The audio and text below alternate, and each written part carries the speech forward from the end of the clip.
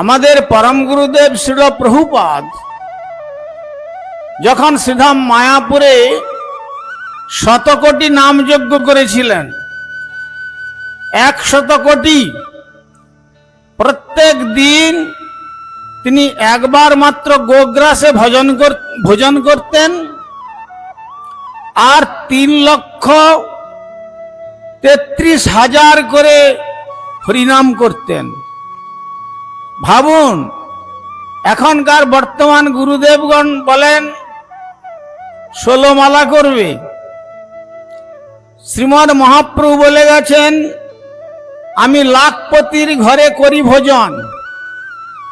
তাহলে হয়তো কেউ বলবেন যে আমাদের অরণ্য মহারাজের পিতৃদেব তো কোটিপতি, তাহলে সেখানেই মহাপ্রভু ভোজন করবেন। কিন্তু সে সমস্যাটিকে মহাপ্রভু সংশয় ছেদন করে বলছেন, জানো লাখপতি বলি কারে? দৈনন্দিন লক্ষ নাম যে গ্রহণ করে। অতএব যিনি দৈনন্দিন 1 লক্ষ নাম গ্রহণ করেন তিনি হচ্ছেন লাখপতি। আমাদের হরিদাস ঠাকুর ছিলেন প্রত্যহ 3 লক্ষ নাম গ্রহণ করতেন। তো যখন 100 কোটি নামযজ্ঞ সমাপ্ত করলেন, তখন শ্রীল প্রভুপাদ চিন্তাধারা করেছিলেন যে আমি বৃন্দাবনে গিয়ে ভজন করব, নির্জন ভজন। তখন সেখানে পঞ্চতত্ত্বাত্মক গৌর সুন্দর আবির্ভূত হয়ে বললেন যে দেখো বিমলা প্রসাদ, তোমাকে নির্জন ভজনের জন্য পাঠানো হয় নাই এখানে। তবে কি জন্য? আমার যে এই ঔদার্য লীলা প্রকাশ হয়েছে শ্রীধাম মায়াপুরে, এই মায়াপুরকে সমস্ত পৃথিবীর কাছে উপহার দিয়ে তোমাকে যেতে হবে। তখন শ্রীল প্রভুপাদ মহাপ্রভুর সঙ্গে কথা বলছেন যে না আছে আমার অর্থ বল, না আছে আমার লোক বল, এত বড় দায়িত্ব দিচ্ছেন, আমার পক্ষে কি করে সম্ভব? তখন শ্রীমান মহাপ্রভু বললেন, আমার পূর্ব লীলার অর্থাৎ দ্বাপর লীলার যে লীলা সঙ্গিনীগণ আছেন, সখী এবং মঞ্জরীগণ, তাদেরকে রূপ পরিবর্তন করে তোমার কাছে পাঠিয়ে দেব। তারা তোমার চরণাশ্রয়ের লীলা গ্রহণ করে সারা বিশ্বে গৌরীর বিজয় জয়ন্তী উদ্দীন করে দেবে। সুতরাং বুঝতে পেরেছেন, তার শ্রীচরণে এসেছিলেন আমাদের তিরণ্ডী স্বামী শ্রীমদ ভক্তি প্রকাশ পুরী গোস্বামী মহারাজ। সুতরাং এরা অপ্রাকৃত ব্রজবাসী, ব্রজে থেকেই এসেছিলেন। ব্রজের কার্য যা ব্রজেন্দ্র নন্দন ঔদার্য রসঘন মূরতি হয়ে তিনি যে শিক্ষা প্রদান করেছেন, সেই শিক্ষা জগতের কাছে জানাবার জন্য আজ তাই শ্রীল প্রভুপাদ বলেছিলেন, আমার কাছে যারা আশ্রয় গ্রহণ করে শিষ্য বলে অভিমান পোষণ করেন, যারা আমার সান্নিধ্যে এসেছেন, তাদের জন্য যদি আরো আমাকে কয়েকবার আসতে হয়, তথাপি আমি এই ধরাধামে আসব। তাদের কেশাকর্ষণ করে আমি গোলক বৃন্দাবনে তাদের সকলকে পৌঁছে দেব। অতএব যে স্থান থেকে এসেছিলেন সেই স্থানটি হলো যদ্গত্বা ননিবর্তন্তে তদ্ধাম পরমং মম, যেখানে গেলে পর আর ফিরে আসতে হয় না। সেই অপ্রাকৃত রাধা কুণ্ডের রাধারানীর চান থেকে এরা সকলে এসেছিলেন, এটা ভালোভাবেই জানতে হবে।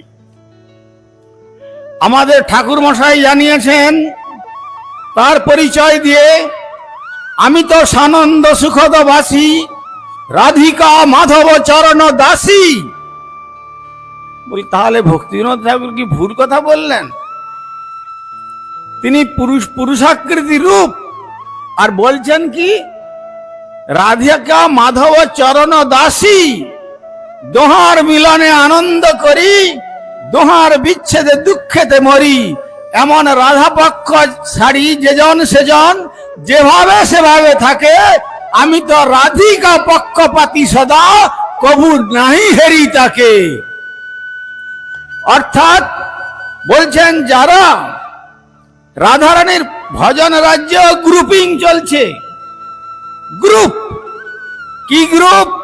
একটি হচ্ছে রাধারানীর গ্রুপ, ললিতা, বিশাখা, চম্পকলতা আদি, তারা সকলে মিলে কৃষ্ণ সেবা করছেন রাধারানীর আনুগত্যে।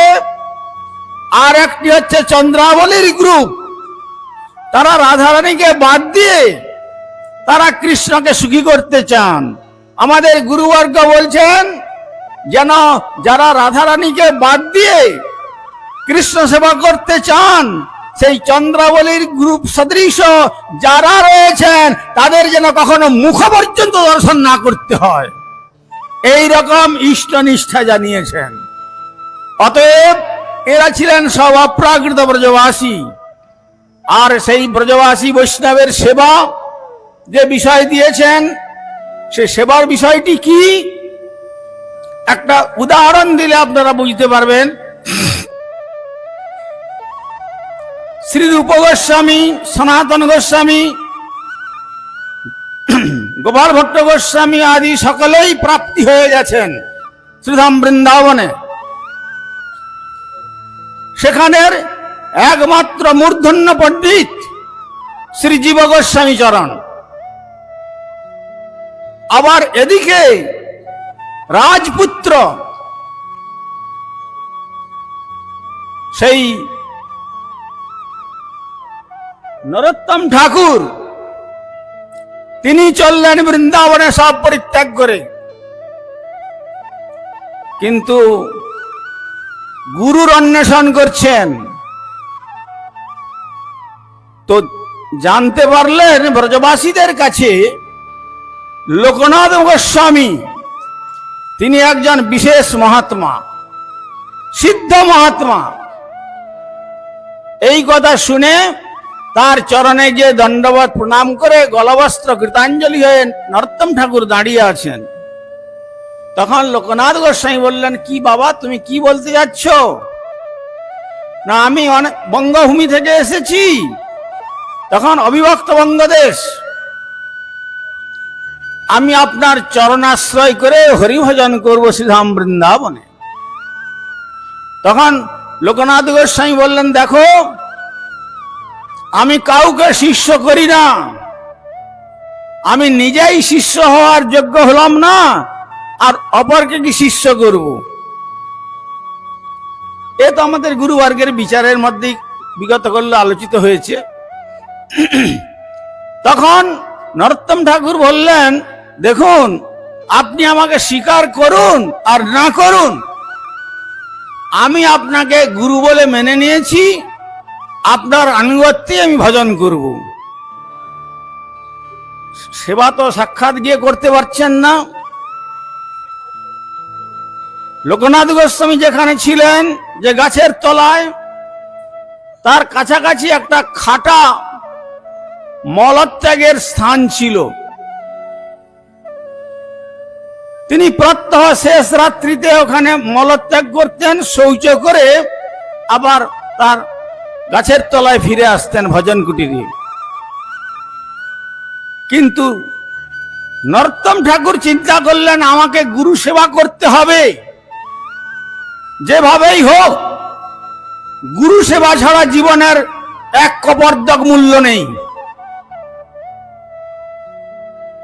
আর গুরুকে বাদ দিয়ে যদি গোবিন্দ ভজন করা যায়, সেখানে বলছেন গুরু ছাড়ি গোবিন্দ ভজে, বাকিটা সকলেরই জানা আছে, সে পাপী নরকে মজে। সুতরাং আমি শ্রীধাম বৃন্দাবনে এসে নরকে যেতে চাই না, আমি গুরুদেবের সেবা করব। কি করতেন তিনি?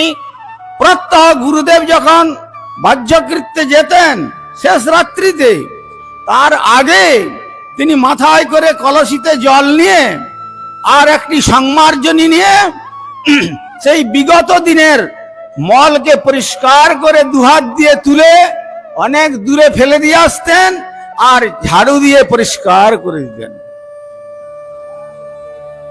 ভজনানন্দী মহাত্মা তিনি অত চিন্তা করতেন না। ভগবত ইচ্ছাতে একদিন তার মনে জাগলো, আমার তো কোনো শিষ্য নাই, এত নোংরা স্থান কে পরিষ্কার করে, দেখি একদিন দেখতে হবে। যে সময়তে যেতেন তার থেকে আরো 1-1.5 ঘন্টা আগে গিয়ে একটা গাছের আড়ালে তিনি দাঁড়িয়ে আছেন। আর এমন সময় দেখছেন ঠাকুর নরোত্তম ওই মাথায় জলের কলসি নিয়ে আর সংমার্জনীটিকে বুকে নিয়ে আসছেন, আর গুরুদেবের মহিমা কীর্তন করতে করতে কি বলছেন যেন মনে হচ্ছে যে সেই মহিমা আমার গুরুপাদ পদ্মের শ্রীমুখ থেকে কীর্তিত হয়েছেন। আমার গুরুদেব দয়াময়, গুরুদেব দয়াময়, প্রাণের যাতনা জানাবো কি তোমা, হয়েছে জীবন যন্ত্রণাময়, জীবন যন্ত্রণাময়। ওহে গুরুদেব তব শ্রীচরণ সেবী যেন আমি জনম জনম, ওহে গুরুদেব তব শ্রীচরণ সেবী যেন আমি জনম জনম।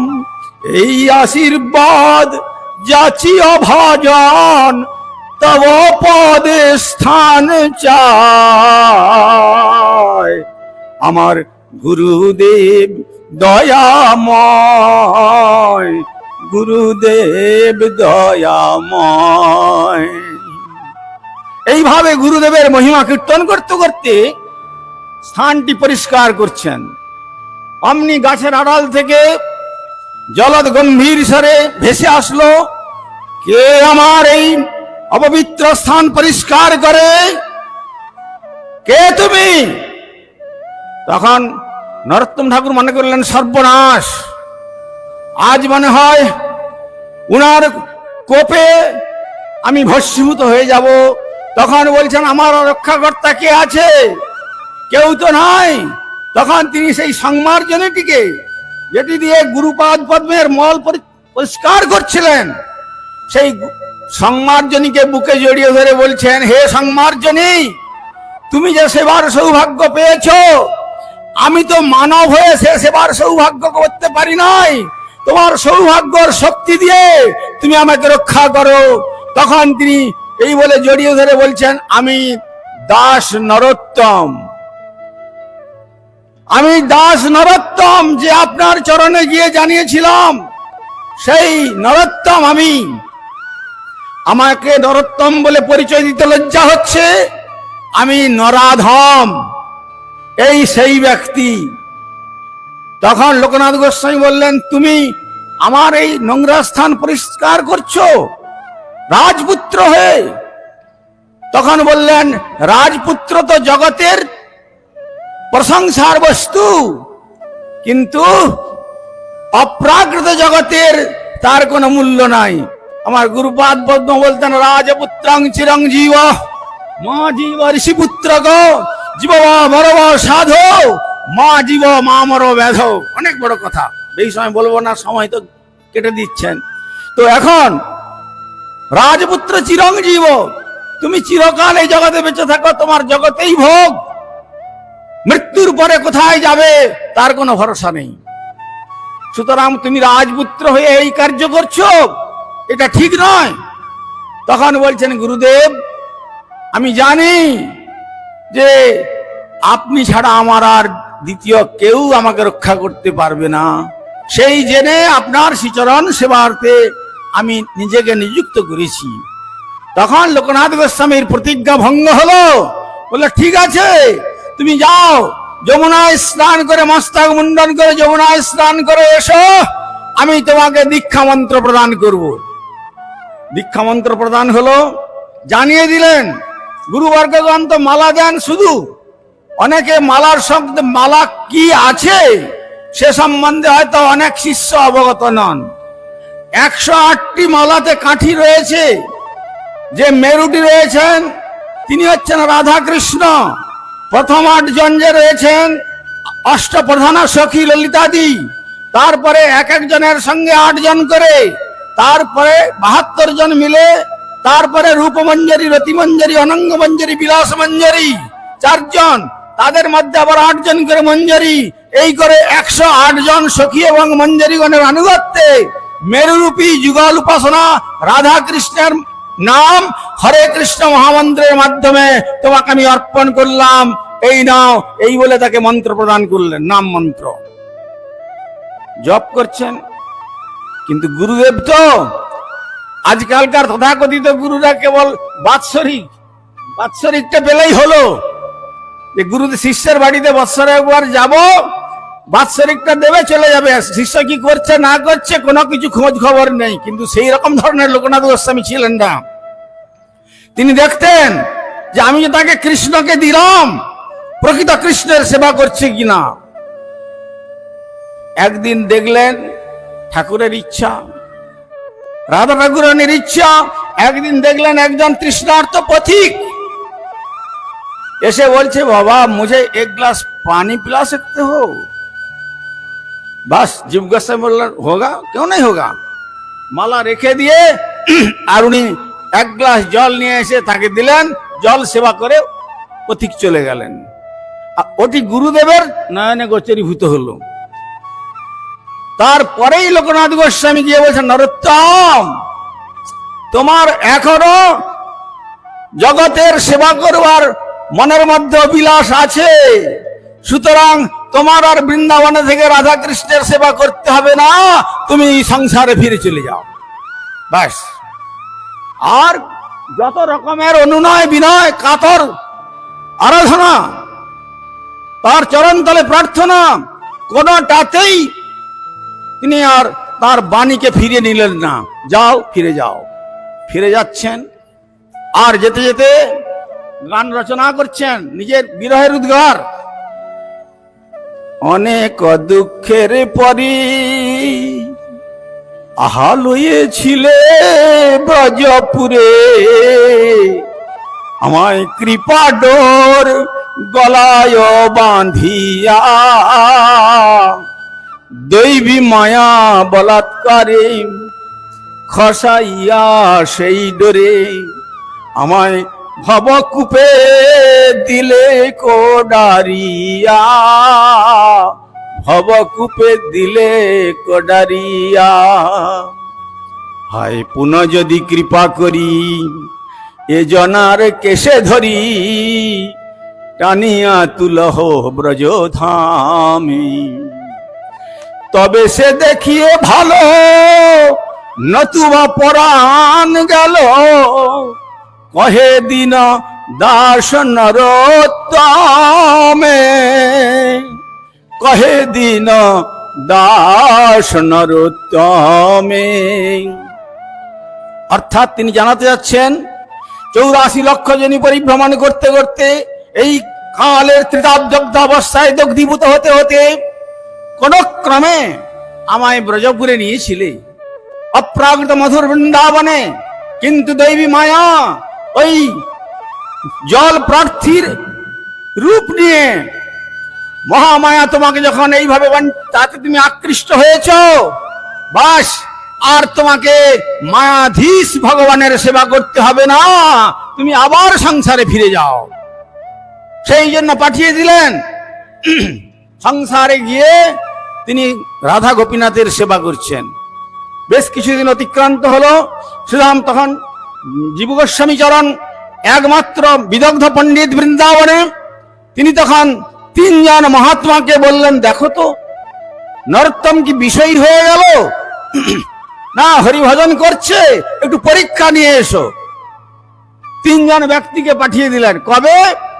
দ্বাদশীর দিন ঠিক যখন তিনি মঙ্গলারত্রিক করে পারস রন্ধন করে ভগবানকে নিবেদন করতে যাবেন, একটি পা রয়েছে গর্ভমন্দিরে, একটি পা রয়েছে বাইরে, হাতে ভগবানের ভোগের পারস।